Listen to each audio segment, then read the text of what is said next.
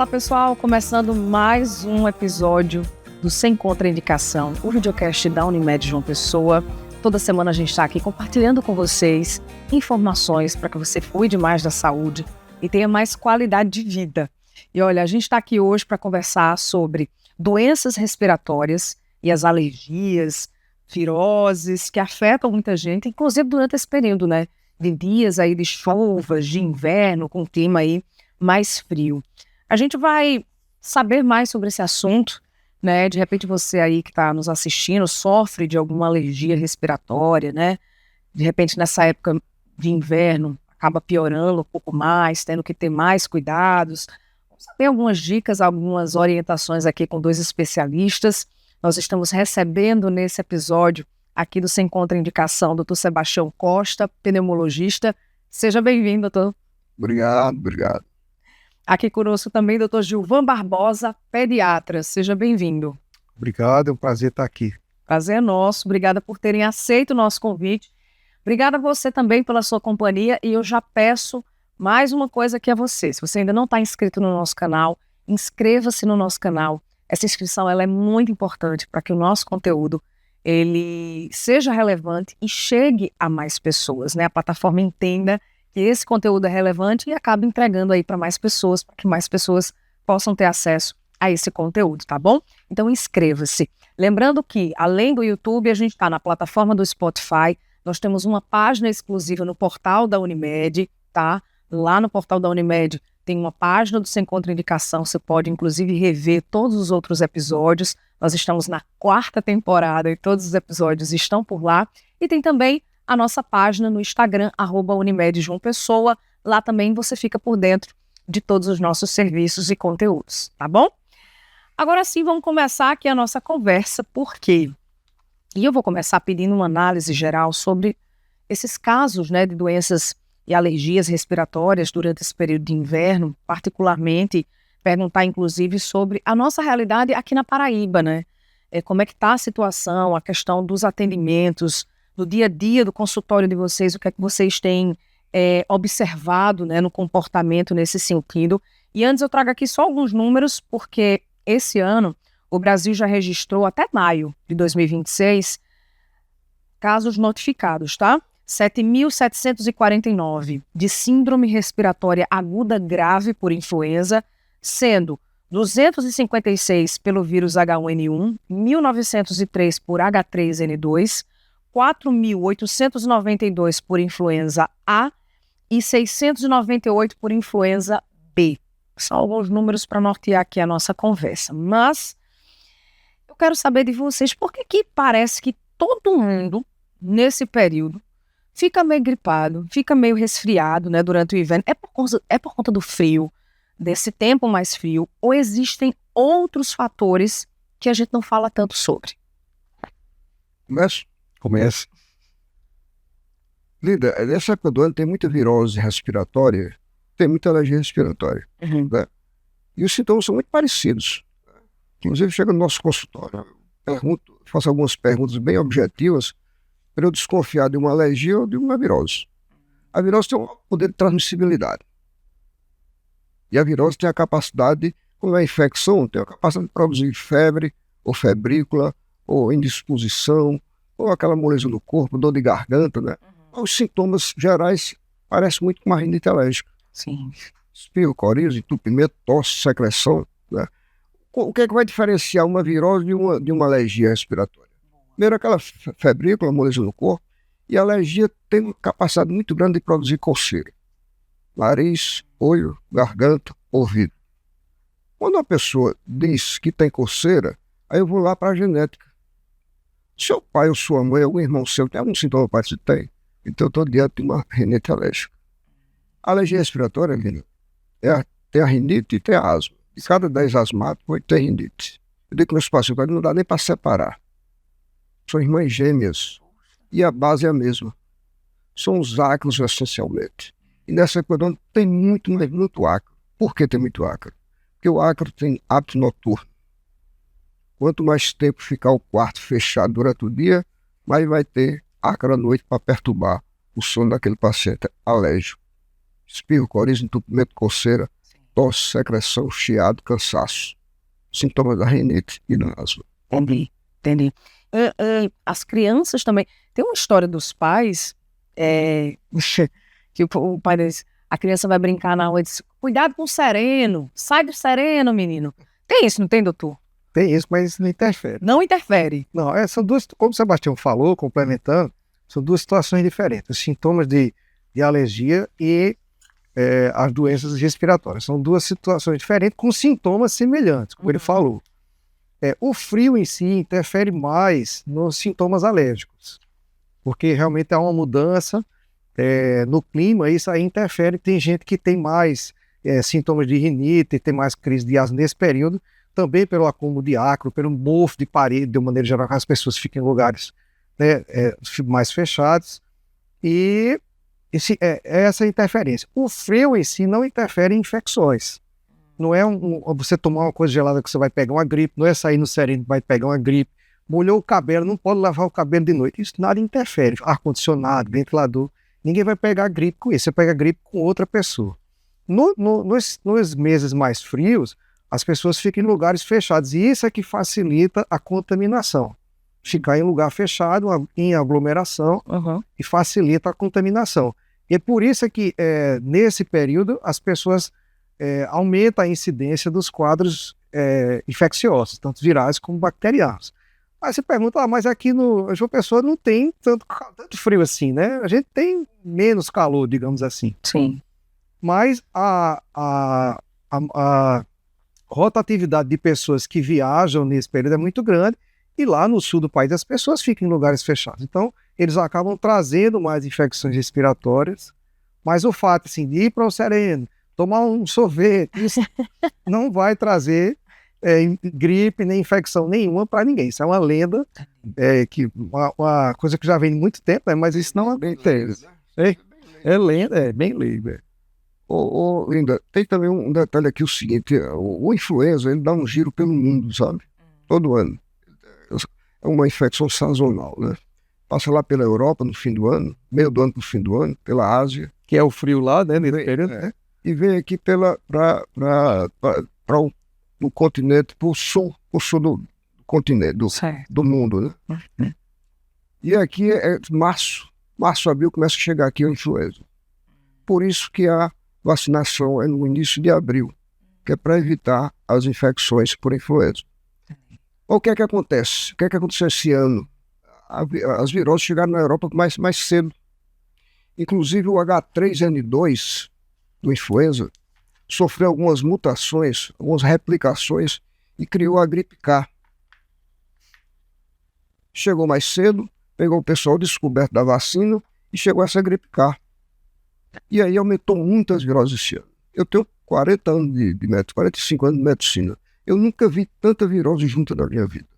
Outra coisa, só entender melhor essas viroses o que é, né? Existe o resfriado comum. Tá. O resfriado comum é uma gripe mais bem comportada. 200 vírus diferentes podem provocar isso. Mas tem 4 vírus que a gente precisa ter muito cuidado com eles. Uma influenza que a gente já falou aqui. Outro é o Covid, né? SARS-CoV-2. Sim. E tem o sincicial respiratório, altamente agressivo. Gosta muito de colocar as pessoas com comorbidades, pessoas idosas para UTI. E às vezes não sai de lá não, hein? E tem outro chamado rinovírus, que no fim do ano passado foi o principal responsável pelas insuficiência respiratória grave. O rinovírus, são esses 4. Sim. Rinovírus, influenza, sincicial respiratório e o SARS-CoV-2. Além desses 4, tem um resfriado comum. E esse ano, tem também a questão do ano passado para cá, ficou mais frio o tempo. Sim. Isso também facilita aglomerações, né? Pessoas mais próximas da outra. E todos esses vírus são altamente transmissíveis. É preciso também, Linda, a gente fazer uma diferenciação entre uma infecção por vírus e por bactéria. A infecção por vírus, ela tem autonomia, certo? Ela chega sozinha e vai embora sozinha. Você não tem como intervir na evolução dele. Enquanto que a infecção bacteriana, você entra com antibiótico e 7 dias está curado ali. Você tem uma pneumonia, né? É muito comum chegar no nosso consultório pessoas que passaram pelos serviços de emergências com a virose e tomando muito antibiótico. 1, 2 até 3 antibióticos. não vai resolver absolutamente nada, porque vírus não dá a menor cartaz a antibiótico. Outra coisa muito importante que acontece com muita frequência lá com a gente é o que a gente chama de tosse pós-infecção. O vírus tem um tempo para acabar. A ação dele demora 5, 7 dias, 8 dias, né? Mas ele produz muita secreção que atrai bactérias, vamos dizer isso, né? Produz necrose celular que fica acumulado no seio da face e nos brônquios. Isso produz uma tosse que pode demorar até 8 semanas. É uma tosse chamada tosse subaguda. A pessoa chega apavorada, você não está com tuberculose ou com câncer, mas é uma tosse pós-virose. Ele precisa conversar muito para chegar à conclusão de que aquela pessoa está com essa virose. Excluir infecção bacteriana. Né? Outro detalhe é o seguinte, Linda, eu falei para vocês que a virose produz muita secreção. 7 no seio da face, por trás do nariz e nos brônquios. E as bactérias adoram a secreção. E produz também necrose celular, que é o alimento da bactéria, e reduz a resistência orgânica da pessoa. 3 fatores que se conjugam para atrair infecção bacteriana. Às vezes está acabando os sintomas da virose, aquela secreção que está calenda começa a ficar esverdeada, a moleza no corpo começa a voltar, aquela febrícula começa a voltar. Nós estamos diante de uma infecção bacteriana, aí sim tem que entrar com antibiótico. Entendi. Eu ia perguntar a doutora Gilvan a questão das crianças, né? Essas crianças adoecem mais nessa época também, por conta, né, dos cuidados, às vezes não tem a consciência, né, de ter os cuidados necessários. Porque na minha época, de criança, chegava esse período de chuva, a gente ia para o meio da rua tomar banho de chuva na biqueira, não é assim? Gostoso. Né? Era maravilhoso. E não tem essa história de sai daí, menino, tu vai gripar, não sei o quê. Hoje a gente vê pais, assim, que têm um cuidado a mais, e a criança às vezes não, à noite não pode estar na rua, começa a chover, sai da chuva, menino, tu vai resfriar. Me conte o quanto isso interfere, se isso interfere, e por que de repente as crianças podem acabar adoecendo mais nesse período com relação a essas doenças? Não, isso aí realmente não interfere em nada em termos de infecções para as crianças, entendeu? Esses hábitos, você vai ficar na chuva, vai tomar banho de bica de noite, isso não interfere em nada. O que realmente faz esse aumento das infecções são as aglomerações. Certo. Entendeu? As crianças ficarem juntos. Hoje, as crianças, a gente, por causa do que está acontecendo no mundo todo hoje, violência, aumentando, as crianças ficam muito em lugares fechados, né? Em apartamentos, né? As crianças brincam dentro do prédio, as crianças não brincam mais no meio da rua, é muito difícil isso acontecer. A não ser quem mora em condomínio fechado, tal, tem essa possibilidade, mas a população é muito pequena disso daí. Então as crianças ficam em muitos lugares fechados, entendeu? Então essa contaminação maior por conta disso. Mas isso é um processo normal. Inclusive, esses processos virais de criança, isso serve para o desenvolvimento do sistema imunológico. Né? Isso é o fator mais importante para o desenvolvimento do sistema imunológico. Então isso é normal. Nessa faixa etária de 2 a 6 anos, a criança pegar uma gripe a cada 2 meses, uma gripe por mês. Aí você imagina, como o Sebastião falou, você passa 20 dias tossindo, que é o normal. Você tem um processo viral, passa 20 dias tossindo. Quando dá 10 dias que ele tá bom, ele pega outro. Aí ele passa mais 20 dias tossindo. E os pais acham que ele nunca ficou bom, não sei como. Não é isso, ele tá pegando os quadros. Agora, isso vai reduzindo à medida que a criança vai aumentando de idade. No nosso consultório, qualquer pediatra que lida com isso, se você entrar numa sala de recepção no consultório, você vai ver que dificilmente você vai ter uma criança acima de 6 anos. A grande maioria, 90%, são as crianças pequenas. Agora, uma coisa que a gente precisa tentar, o Sebastião falou aqui, do vírus sincicial respiratório nas crianças.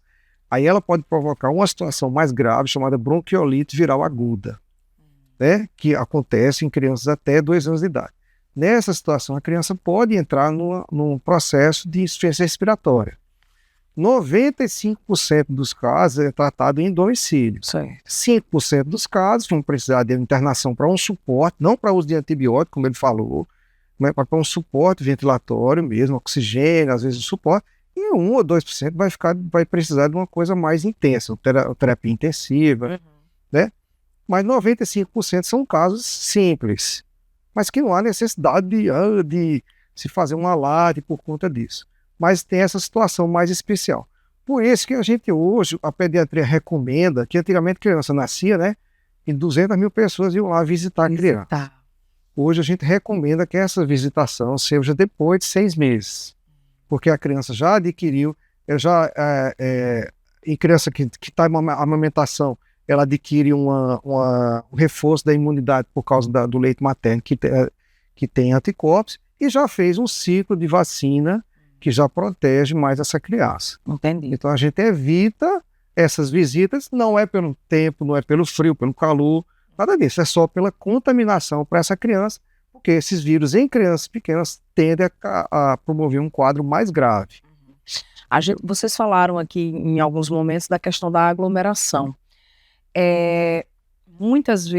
Algumas vezes as crianças acabam mesmo doentes, às vezes está com leve resfriado, algo desse tipo, e às vezes ainda vai para a escola, ou ainda vai para a creche, ou ainda tem contato com outras crianças na colônia de férias, né, nesse período, enfim.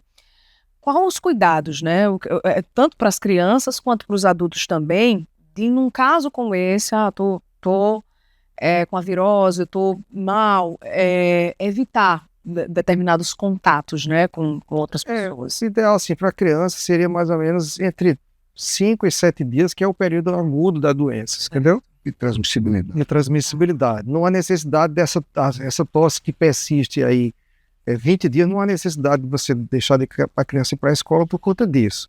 Mas a gente vê também a dificuldade dos pais. Os pais às vezes têm que trabalhar, você não pode faltar ao trabalho porque a criança está doente. Sim. Você tem o direito de faltar porque você está doente, né? Mas a criança não. Então é uma coisa bem complicada. Isso daí. Mas o ideal seria não evitar a criança frequentar a escola nesse período de transmissibilidade, que é de 5 a 7 dias. Uhum. Agora é bastante recomendável, né, Gilvan? As crianças com sintomas de virose, né? Que eu falei aqui, né? Febrícula, moleza no corpo, não quer brincar, está com fastio, né? Tossindo, secretivo. Essas crianças, pelo menos nos 5 primeiros dias, evitar ir para a escola, não porque vai piorar a virose dela, mas porque vai transmitir lá. Isso. Quando eu tenho dúvida se aquela criança está com virose, eu pergunto logo, está indo para a escola? Se está. Alguma criancinha, tua amiga, estava tossindo. Sempre essa. Sim, sabe? Deixa eu falar uma coisa aqui, eu acho importante aqui. O vírus respiratório, eu falei para vocês aqui, que é um vírus altamente agressivo, né? Uhum. Comorbidades, cardiopatia, insuficiência renal, asma, efizema pulmonar, diabetes, Pacientes com câncer, né? Essas pessoas precisam evitar essas 4 viroses, né?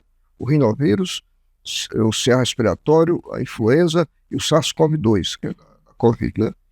Dizendo para vocês que na rede pública tem o CA respiratório para gestante, para evitar o CA respiratório na criança que vai nascer. Certo. Mas tem na rede pública também. Na nossa clínica nós temos essa vacina para pessoas idosas, né? Para pessoas idosas com comorbidades. Mas tem também a vacina do SARS-CoV-2, da Covid, e tem da influenza. É impressionante como essas pessoas chegam com sintomas, às vezes, que eu desconfio que é uma influenza. Sim. Uma virose mais agressiva, e esse pessoal não tem tomado nem a da influenza, rapaz. Como é que pode uma coisa dessa? Gratuita no serviço público. Uhum. Preciso ter consciência, vocês que estão nos vendo, nos ouvindo agora, de que depois de 60 anos de idade não pode deixar de tomar a vacina da influenza. Também é muito agressivo. Bota muita gente para UTI e para o necrotério. Sim. É importante que as pessoas saibam disso. Frisar bem isso. Bom, quero falar sobre alguns cuidados preventivos, mas antes eu tenho uma pergunta de um seguidor, né, uma pessoa que acompanha aqui o nosso conteúdo e que mandou uma pergunta aqui pra gente, tá? Na verdade é uma seguidora, Adriana Santos, do bairro do Bessa, aqui em João Pessoa. Ela diz o seguinte: tenho rinite alérgica e às vezes também tenho, ao mesmo tempo, crises de faringite, principalmente durante o período do inverno. É normal essa situação? Como posso amenizar os sintomas? Primeiro, a rinite raramente vem isolada. A rinite vem com rinoconjuntivite, que é mais comum, com cera. Sim. O pessoal vai para o oftalmologista, mas aquilo ali é uma rinoconjuntivite. Você tratando a rinite, está tratando a conjuntivite. Tem a rinootite, muita coceira no ouvido. Tem a rinofaringite. essa faringite dela deve ser a rinofaringite. Ela está confundindo com duas coisas diferentes. Sim. Mas é muito comum chegar no nosso consultório, né? Eu faço alergologia também. Aham. E a gente, depois que faz uma análise daqueles sintomas, a gente chega à conclusão que é uma alergia respiratória, rinoconjuntivite ou rinofaringite, ou rinotite, né? A gente pede um teste alérgico e está lá os ácaros muito, mas muito positivos para aquele teste alérgico. Outra coisa importante para você saber aqui, Linda, é que a alergia respiratória, rinite e asma, a gente trata com medicamentos, mas os medicamentos tendem apenas a tratar os sintomas, as consequências da alergia. O medicamento não trata a alergia, a base da alergia. Quem faz isso são as vacinas de alergia. Se o teste alérgico der positivo para ácaros e fungos, a gente inicia aquele tratamento. E o que é que acontece quando você está tomando vacinas?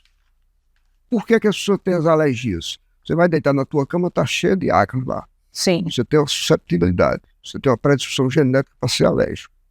Aquele contato com ácaro é quem vai produzir todos os sintomas de uma alergia. Espirro, coriza, entupimento, coceira, tosse, chiado, secreção, cansaço.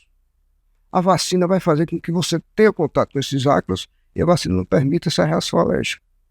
E não tem sintomas mais, sem precisar de medicamentos. A gente também falo muito com meus pacientes, outra coisa importantíssima. Eu trato pneumonia, trato bronquiectasia, só depende da minha competência. Trato sozinho. Agora, tratar alergia é uma parceria entre o médico e o paciente. As alergias respiratórias estão dentro da casa, essencialmente dentro do quarto. A gente entrega uma relação de orientações para que aquele paciente alérgico cumpra dentro de casa para ajudar no seu tratamento. Por exemplo, não vai na escola na casa. Por exemplo, o acre tem hábito noturno, ele adora escuridão. A gente pede que nessa época do ano deixe entrar luminosidade do sol dentro do quarto. Deixe o colchão descoberto. Eles gostam de ficar lá. sim. Eles só saem à noite para se alimentar. Eles estão escondidos em algum lugar. A gente pede para tirar o lençol, deixar também descoberto. Sim. A porta do guarda-roupa aberta. Por quê? Porque lá dá muito fungos. Tem um detalhe, Linda. Onde tem fungo, quando você sentir o cheiro de mofo, Uhum. tu sai espirrando, né, pessoal? Ali também tem ácaro, porque o ácaro se alimenta de fungo. Então são dois fatores extremamente agressivos do ponto de vista de produzir rinite alérgica e asma nas pessoas. Entendi. Interessante. Uso de capa antialérgica também, né? Encoxada, travesseira. Se a pessoa tiver a possibilidade de comprar, né? De fazer essa ação é interessante também, né? E, de maneira geral, é evitar, manter a casa limpa, né? Evitar vassoura, passar pano. Se você evita que o ácaro ele suba, né? E evitar também os objetos que acumulem poeira, bicho de pelúcia, fumaça não, cigarro, né? Entrar também, vou entrar aqui no cigarro que o Sebastião gosta. Ele gosta cigarro, o cigarro é um dos principais vilões de crise de alergia, crise de asma, né? Tanto para quem está usando como para o tabagista passivo. Uhum. A questão do ar-condicionado e ventilador. Se o ambiente estiver limpo, né, o ar-condicionado estiver limpo, e o ambiente em si estiver limpo para o ventilador, para ele não espalhar o ácaro, a poeira, não tem nenhum problema utilizar, não. Entendi. Enquanto esteja tudo limpo. Se você tiver um ventilador, o pior que tem um ventilador de tudo isso. Acumular, né? Não tem nada mais que produza alergia do que o ventilador. Não o ventilador, mas a poeira que ele leva. Poeira que ele leva. Se tiver que usar, não teve outra saída, passa um pano toda noite no quarto. Mas tem um detalhe também que eu vou dar saber disso. Você falou aí fumaça, né? E as alergias, elas podem ser produzidas por alergia, né? Tem uma imunoglobulina chamada IgE. Esse IgE é quem produz a alergia. Certo. Entra em contato com o ácaro, aquela reação vai aumentar a IgE que vai produzir as alérgicas. As alérgicas. Mas a fumaça do cigarro já não tem a participação da IgE. Uma coisa diferente. A mudança brusca de temperatura traz muita rinite. A fumaça, né? Poeira de construção, não tem relação. Existe a rinite alérgica. Produz a rinite alérgica. Mas o processo é diferente do contato com o ácaro. Entendi. O ácaro é alergia mesmo, né?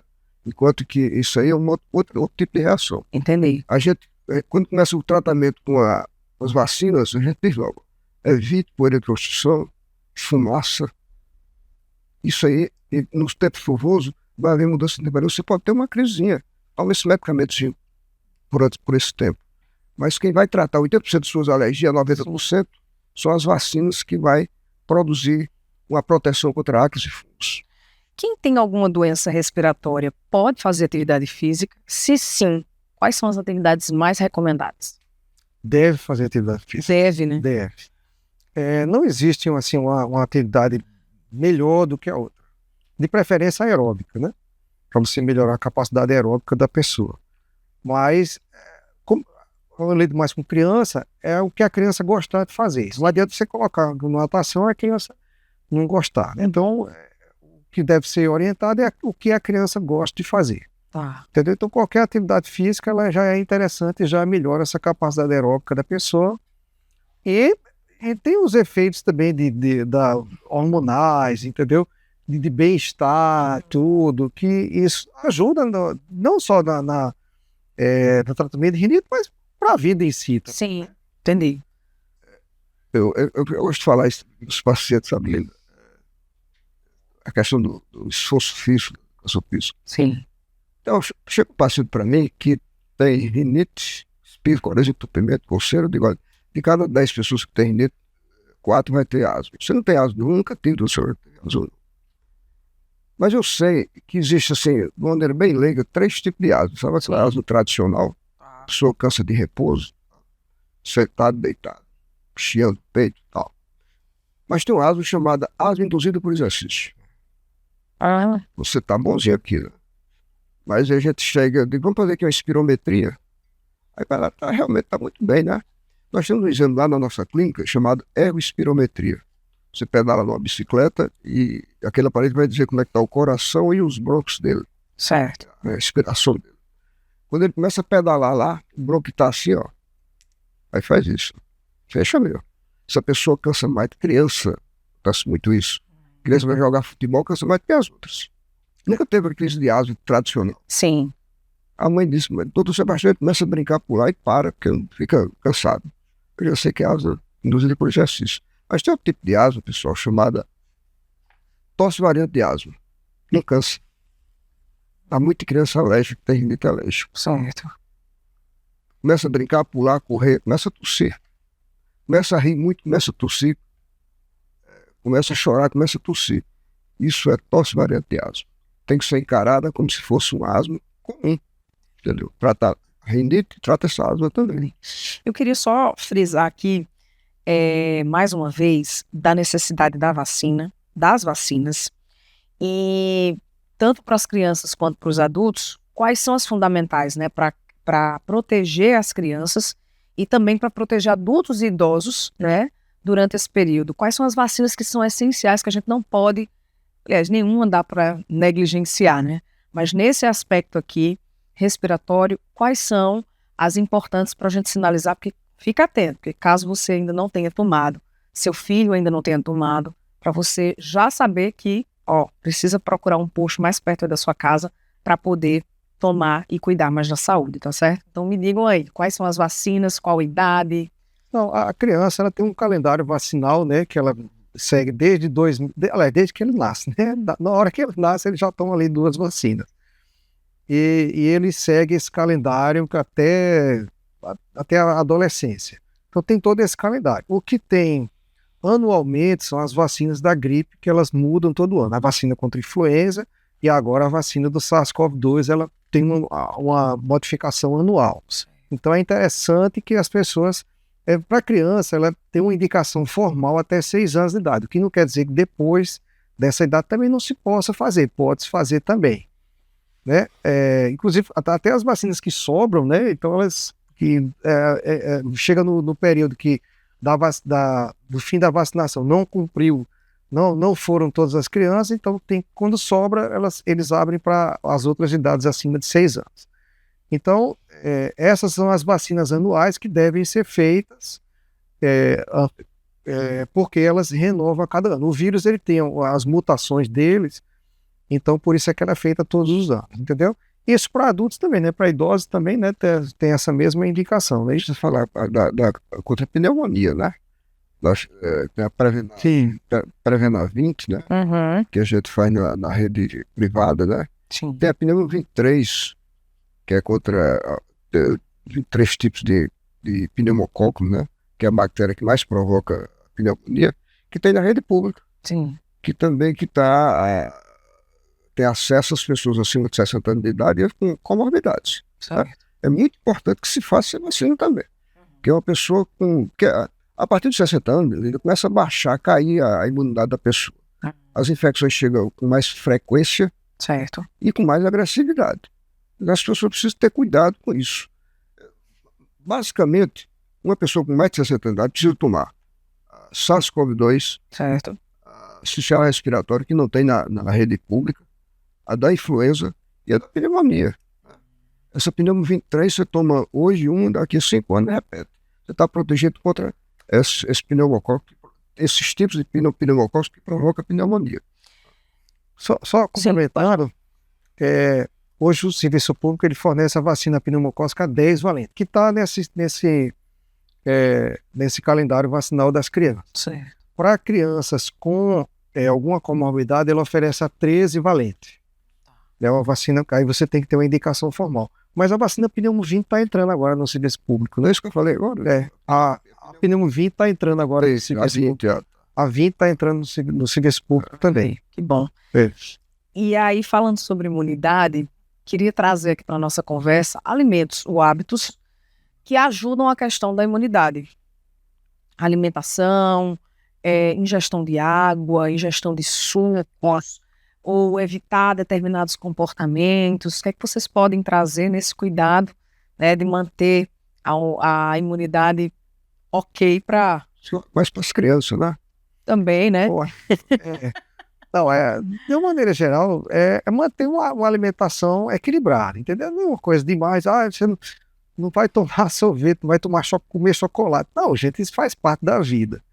Porque a vida precisa de alegria, a criança precisa brincar, a criança precisa correr, a criança precisa de alegria, que isso vai trazer imunidade, vai trazer bons fluidos, entendeu? E as pessoas precisam entender também que esses processos infecciosos que acontecem na primeira infância, Sim. Eles estimulam ao desenvolvimento do sistema imunológico. Isso é normal e faz um desenvolvimento maior do sistema imunológico. A gente, durante o período da pandemia, as crianças passaram 2 anos sem adoecer porque deixaram de ir para a escola. Quando voltou à escola, foi um pandemônio, assim, porque todo mundo adoeceu ao mesmo tempo. Houve um prejuízo grande no desenvolvimento dessas crianças. Aí, com o tempo, acabou que voltou. Agora a gente já voltou às sazonalidades normais. Agora está um período de maior frequência, né? Mas depois vai baixar de novo. Por que não tem no inverno? No inverno as pessoas ficam em lugares abertos, verão, praia, e aí adoecem menos, porque a contaminação é menor. Sim. E as crianças estão de férias, aí tem menos aglomeração, né? Então, assim, não existe um alimento, medicações para melhorar a imunidade. Infelizmente, tem aí à disposição, mas não tem boa resposta. A literatura médica mostra isso. Criança se alimentar bem, normal, alimentação normal, mas brincar, deixar a criança se divertir e ter suas viroses de vez em quando faz parte. Às vezes chega lá pra gente, uma mãe com uma criança que está tendo muitas infecções, né? Aí eu vou ver a peça IgA, IgG, IgM, tá tudo normal, sabe? O pessoal fica preocupado, rapaz. Até porque muitas vezes não é nem são várias infecções. É uma infecção só, acabei de falar para vocês, né? Existe a tosse aguda, subaguda e crônica, né? Sim. Tosse subaguda é pós-infecção, principalmente. É o principal responsável, que vai de 4 a 8 semanas. A criança tem uma gripe, né? E fica aquela tosse. Dá uma melhorada, daqui a pouco volta de novo, logo de novo. 3 semanas, 4 semanas, eu acho que aquela criança está com imunidade baixa. Não tem nada a ver. É apenas uma virose, uma tosse pós-virose. E uma coisa interessante é que essa é uma situação muito frequente na pediatria. Essa criança, todo mês, ele está doente, ele tem uma imunidade baixa. E você observa que são infecções de pouca gravidade. A criança passa 2, 3, 4 dias de febre, depois fica tudo normal, mas fica tossindo. Faz parte. Aqueles 200 vírus que eu falei para você. Sim.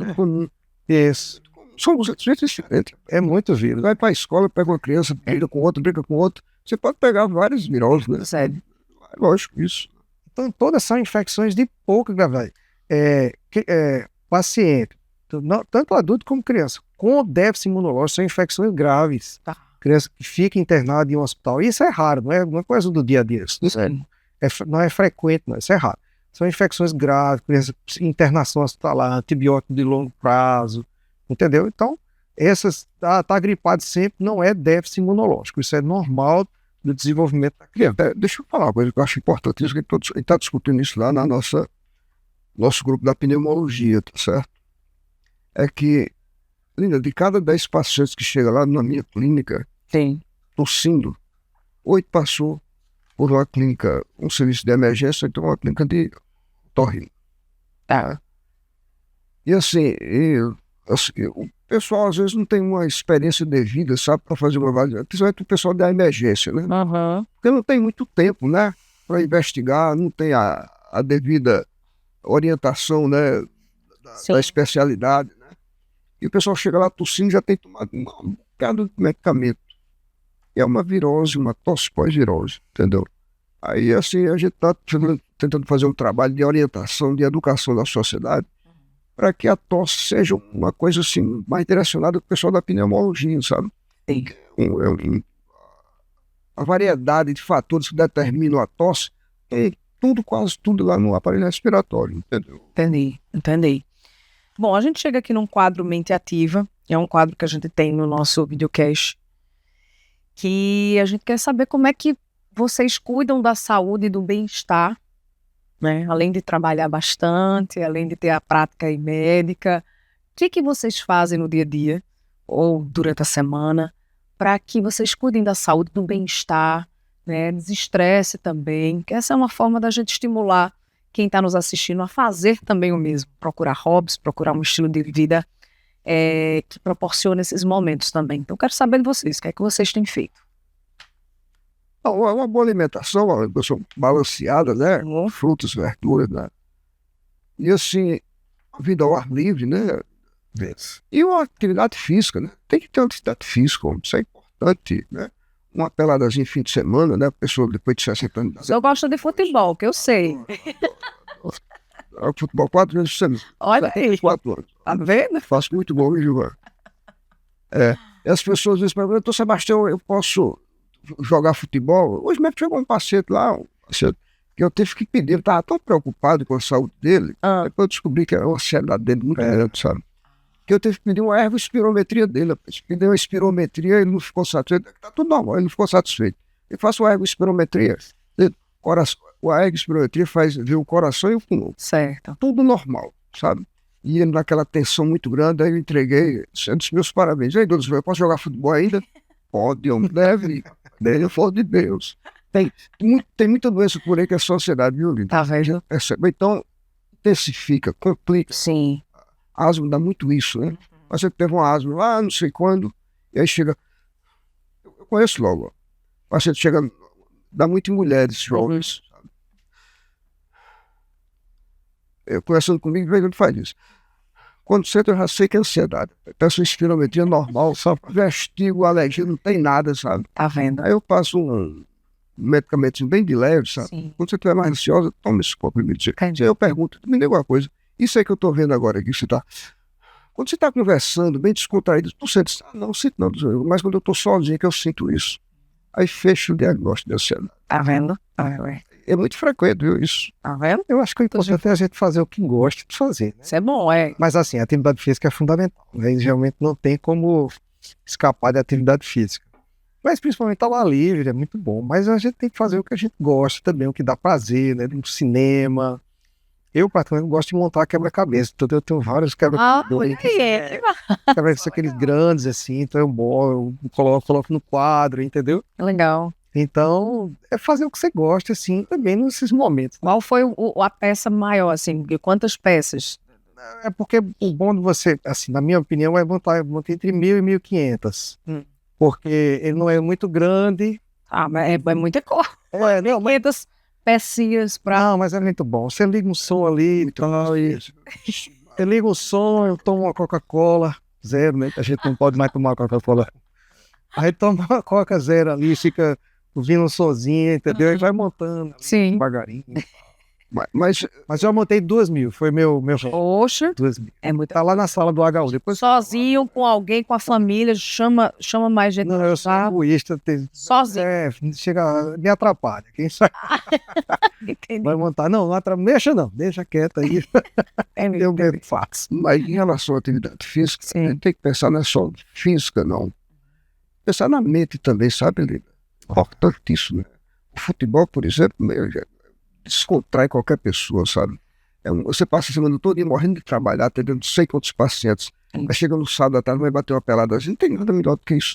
Com certeza. Principalmente quando ganha, né? O jogo. Quando eu faço muito gol. Aí você trabalha o físico, trabalha a mente. É muito importante. Social também. Social. A intercomunicação, né?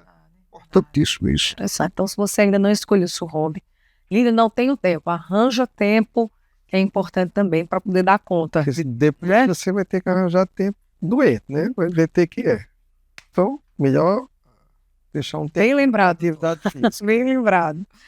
Bom, agora eu queria falar sobre busca por atendimento, né? Eu queria pedir orientações a vocês sobre como identificar determinados sintomas que necessitem de um atendimento médico ou até mesmo uma urgência hospitalar, né? Não dá para esperar até a consulta, eu preciso ir em busca desse atendimento. Então, doutor, vou começar pelo doutor Sebastião. Quais são os sintomas que identificam, doutor, que é mais um simples, tá, entre aspas, resfriado, ou que está numa situação que a pessoa deve procurar logo o médico? Eu falaria, Linda, em dispneia, sabe? Cansaço no esforço, sabe? Tá. Porque a gente tira o tabagismo, né? O efizema pulmonar, a gente tira a asma bronca, asma induzida por exercício. Em pessoas idosas, mulheres no pós-menopausa, a gente começa a pensar em tromboembolismo. Tromboembolismo pulmonar, que é de alta gravidade. Manda muita gente para UTI, muita gente para o necrotério, né? Tem que ser muito bem investigado isso. Né?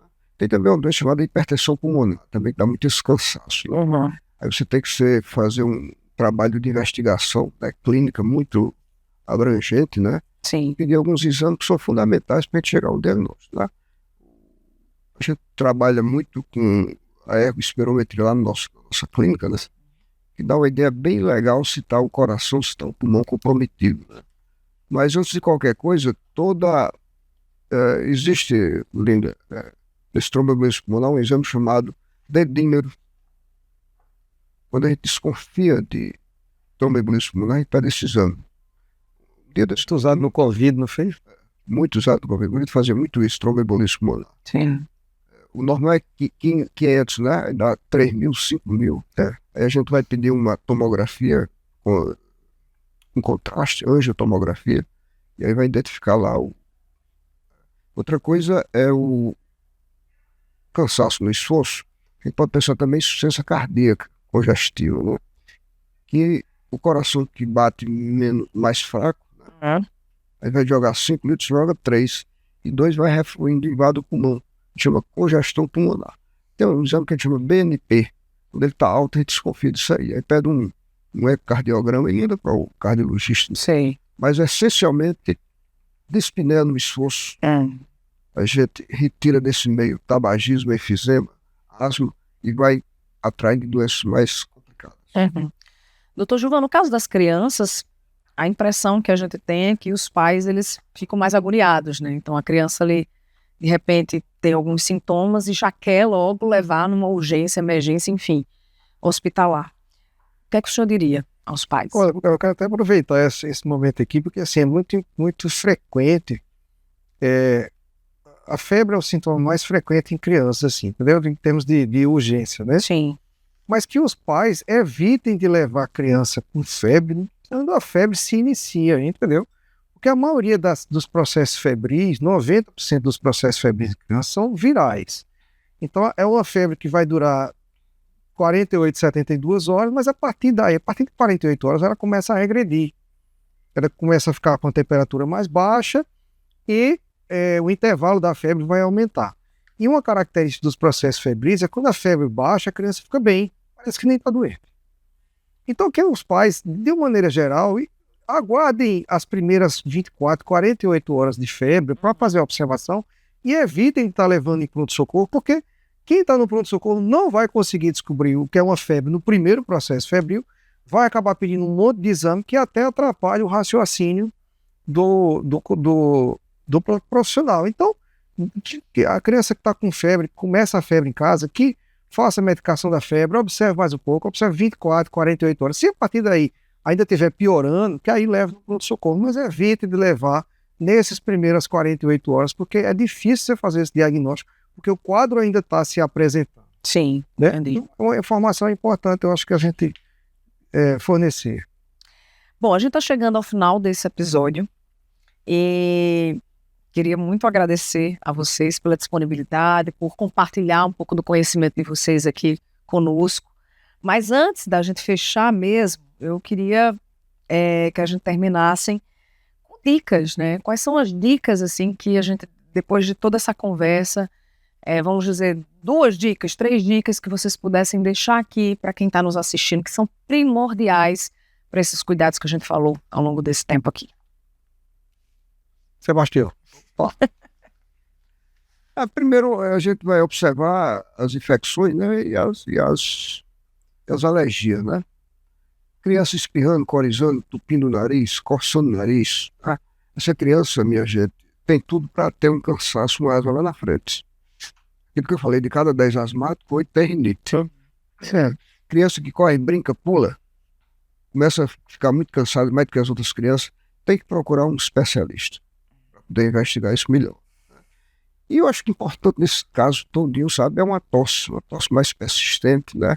Que não tenha tido um sintoma de virose lá atrás. Sim. Precisa ser muito bem investigado. Principalmente depois que ela ultrapassa 8 semanas. Que é a tosse crônica, né? Que a gente já pode pensar em tuberculose, em câncer, em bronquiectasia. E outra coisa é aquela do cansaço no esforço, né? Essas 3 dicas que eu daria, né? Pessoas idosas, cansaço no esforço, quando sobe uma escadaria, às vezes caminho mais rápido, começa a cansar, sem ter histórico de tabagismo, procure um especialista, que pode ser uma doença muito grave, que vai levar ele para a UTI. Mas fala do tabagismo, vá, aproveita aqui. Tabagismo, a gente está vivendo um momento muito difícil para nós que fazemos combate ao tabagismo há muitos anos, né? Sim. Em 1990, 34% dos adultos fumavam. Baixou para 9,3%. Quando é na pesquisa digital do Ministério da Saúde, de 2024, saiu 9,3% para 11,6%. 25% a mais. Isso, minha gente, por causa dos jovens que estão chegando com cigarro eletrônico, estão de cada... A indústria tabagera começou o cigarro eletrônico dizendo que era para a pessoa parar de fumar. Uhum. Mas as pessoas que fumam cigarro eletrônico têm 3 vezes mais chance de se tornar dependente do cigarro convencional. E muitas patologias gravíssimas no cigarro eletrônico. A EVALI mata uma pessoa em 2 anos de cigarro eletrônico. Nos Estados Unidos, em 2019, 68 pessoas morreram. Média de idade, 24 anos, por causa da EVALI, que é uma doença exclusiva do cigarro eletrônico. Que situação. Obrigada pelas dicas, viu? É bom a gente sempre... Ele sempre traz aqui algumas orientações para todo mundo ficar bem acordado. Doutor Gilvan. Acho que a orientação geral para a criança, de uma maneira geral, sim, manter as crianças em lugares abertos, entendeu? Evitar o máximo possível de aglomerações naquelas crianças pequenininhas, para evitar a bronquiolite viral, fazer a vacinação correta, né? E eu queria fazer um merchan aqui, eu tenho um canal no YouTube chamado Pneumoteca. É um canal mais destinado a profissionais de saúde, eu faço pneumologia para o clínico, sim, mas tem algumas aulas lá para quem não é profissional de saúde, uma aula sobre asma, uma aula sobre bronquiolite viral para a população geral. Então, é gratuito, está no YouTube, sim, só acessar lá a Pneumoteca. Pneumoteca. Vou pegar essa dica dele e vou fazer um também. Certo. Legal, Sebastião. Muito bem, gostei. Então, Pneumoteca, você entra lá e assiste às aulas. Que legal. Lá. Que coisa Faz boa. discussão de artigos, né? Então, Olha aí, tá vendo? Que conversa boa. Muito obrigada, viu? Muito obrigada pela participação de vocês. Obrigada a você pela sua companhia.